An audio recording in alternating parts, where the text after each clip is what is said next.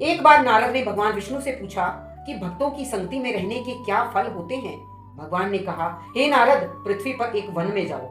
वहां तुम्हें एक बरगद का वृक्ष मिलेगा जिसकी शाखा पर एक तोते का घोंसला होगा। घोंसले में एक नवजात तोते का बच्चा होगा। उस तोते के बच्चे से यही प्रश्न पूछो। नारद मुनि वृक्ष के पास गए। उनके पहुंचते ही एक अंडा फूटा और उसमें से एक नन्हा सा तोता निकला। नारद पक्षी के पास गए और पूछा, नन्हे पक्षी, मुझे बताओ कि साधु की संगत का क्या प्रभाव होता है। जैसे ही ये शब्द कहे गए, नन्हा पक्षी वहीं गिर पड़ा और मर गया। दुखी होकर नारद मुनि भगवान विष्णु के पास लौटे और उन्हें सारी घटना बताई। भगवान विष्णु ने एक बार फिर कहा, नारद, एक ऐसे गांव में जाओ जहां ब्राह्मण के घर अभी अभी एक बछड़े का जन्म हुआ है। भगवान ने कहा, बछड़े से प्रश्न पूछो और अपना उत्तर पाओ। नारद गांव में गए और उन्हें नवजात बछड़ा मिला। बछड़ा जैसे ही अपने पैरों पर खड़ा होने लगा, नारद ने पूछा, प्यारे बछड़े, मुझे बताओ भक्तों के साथ रहने का क्या फल मिलता है। जैसे ही उन्होंने अपना प्रश्न समाप्त किया, बछड़ा भी वहीं गिरकर मर गया। शोक में डूबे वे वैकुंठ लौट आए और भगवान विष्णु को सब कुछ बता दिया। भगवान ने उन्हें सांत्वना देते हुए कहा, चिंता मत करो, इसमें तुम्हारी कोई गलती नहीं है। काशी के राजा के अस्तबल में अभी अभी एक घोड़े का बच्चा पैदा हुआ है। जाओ और उस घोड़े के बच्चे से इसका उत्तर पूछो। संकोच करते हुए लेकिन आज्ञाकारी होकर नारद अस्तबल में गए और सावधानी पूर्वक घोड़े के बच्चे से वही प्रश्न पूछा।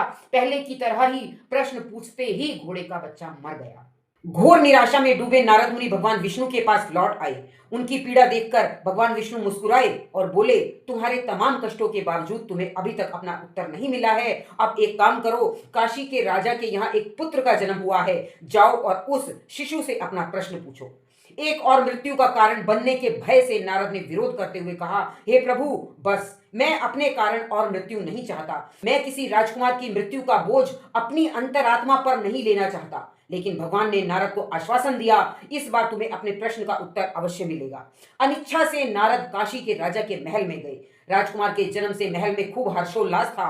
राजा ने जब नारद मुनि को देखा, तुरंत अपने पुत्र को आशीर्वाद के लिए ऋषि के पास ले आए। नारद ने बच्चे को प्यार से अपनी बाहों में लिया और धीरे से पूछा, बच्चे, कृपया मुझे ये बताओ, भक्तों के साथ रहने का क्या फल होता है। नारद आश्चर्यचकित रह गए जब शिशु ने गुटर मुंह करते हुए कहा, हे ऋषियों में श्रेष्ठ, क्या आप अभी तक नहीं समझ पाए? मैं वही छोटा पक्षी था जिससे आपने बरगद के वृक्ष पर प्रश्न किया था। आप जैसे संत के थोड़े से संपर्क के कारण मैं उस नन्हे शरीर से मुक्त होकर बछड़े के रूप में जन्मा। जब आपने बछड़े के रूप में मुझसे प्रश्न किया तो मैं उस शरीर को छोड़कर घोड़े के रूप में जन्मा।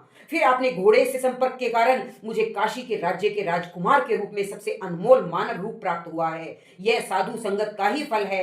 हे ऋषि, मुझे इस अवस्था तक पहुंचाने के लिए मैं आपका आभारी हूं। उन्होंने राजकुमार को आशीर्वाद